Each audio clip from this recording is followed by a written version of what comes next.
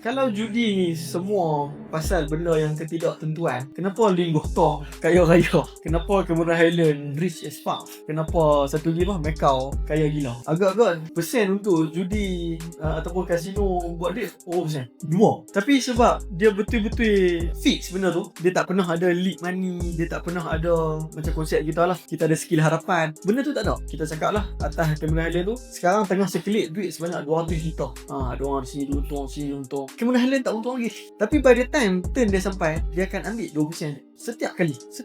Apa yang dia main dekat sana adalah probability. So benda yang sama kita buat dalam content juga. Kita systemizekan dia supaya kita tahu odds kita banyak mana. Maksudnya dalam 10 content kita tahu dah kita boleh hit, kita consider FYP 200k misalnya, ada 4 content. So success rate kita ataupun di odds kita panggil 40%. So benda ni lah besok akan pegang kita. Aku tahu odds aku banyak ni, kalau aku follow display aku, odds tu akan maintain dekat situ. Kita bet 10 kali, kita mungkin kata 6 kali tu claim back jadi 100 view. Tapi 4 tu cukup untuk dia hit FYP, untuk leads dekat belakang tu banyak. Mungkin bet kuning kita perform. So benda tu yang kita cari.